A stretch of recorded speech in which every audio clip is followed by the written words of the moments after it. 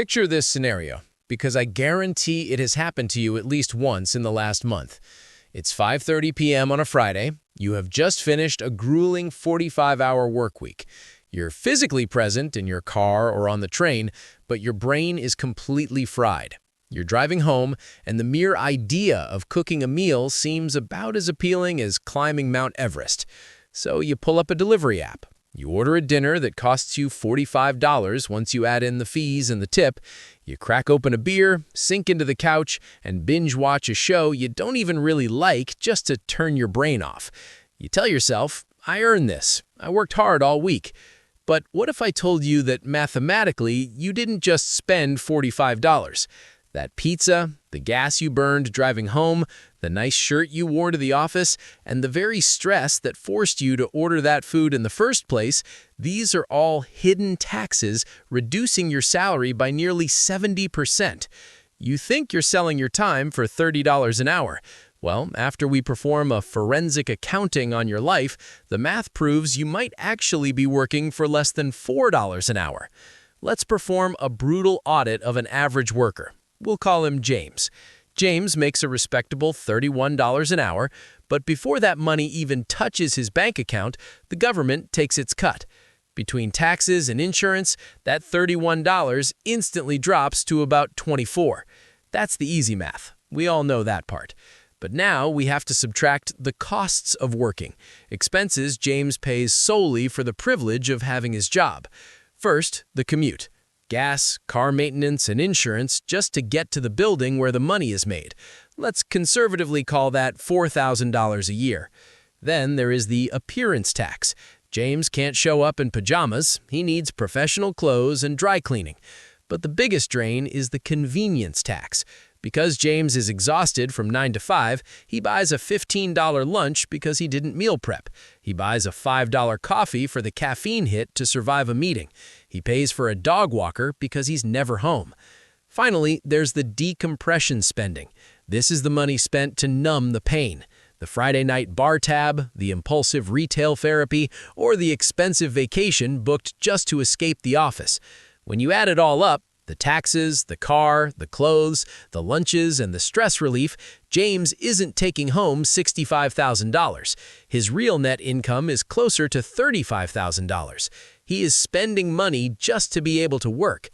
Money is only half of the equation, because your wage is a function of money divided by time. And just as we overestimate the money we keep, we drastically underestimate the time we give away.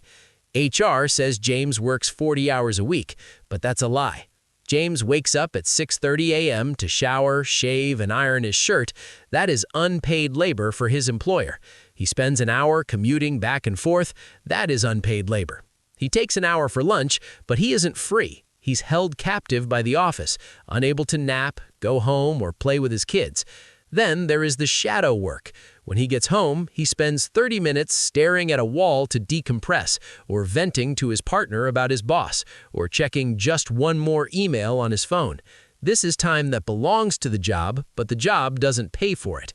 When you add up the grooming, the commuting, and the worrying, James isn't working 40 hours. He's dedicating nearly 60 hours a week to his employment. Now let's do the real math.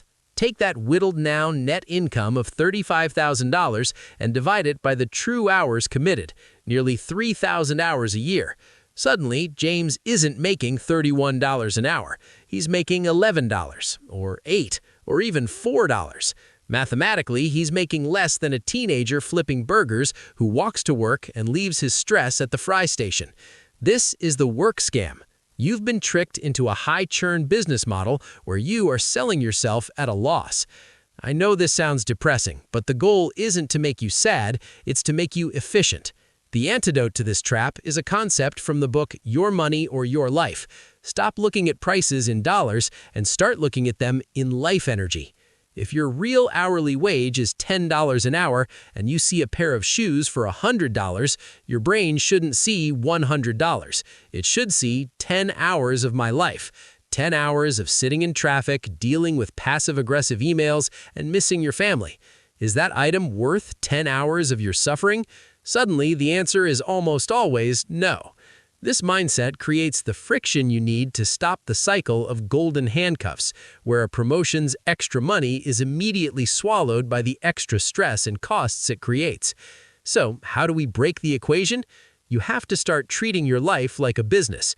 A smart business doesn't just increase revenue, it increases margin. Your margin is the time and money you have left over to actually be a human being. Start ruthlessly optimizing. Can you negotiate working from home 2 days a week? You've just given yourself a massive raise in time and gas money. Can you meal prep or stop caring what coworkers think of your clothes? Every dollar of work expense you cut is a dollar of pure freedom. This weekend, when you're fresh, run your own numbers. Write your real hourly wage on a sticky note and put it on your credit card. Look at it before every purchase. The rich buy time. The poor sell it at a discount. Don't sell your life at a discount. Build that gap between your income and your expenses, because that gap is where your freedom lives. We are living in an era where time has become the ultimate currency. The system relies on you being too exhausted to do the math, keeping you trapped in a cycle of needing a job to pay for the things you bought just to tolerate that very job. But now you have the formula. You have the tools to audit your life and reclaim your freedom. If this breakdown made you rethink your paycheck, do me a favor. Hit that like button and subscribe. It helps the algorithms share this message with others who are stuck on the same hamster wheel. And more importantly, share this video with a coworker or a friend who looks a little too tired lately. Let's start a conversation in the comments. What is one work tax you're going to cut this week to reclaim your life energy? Stop selling your time at a discount. Audit your life, widen the gap, and start winning. Thanks for watching, and I'll see you in the next one.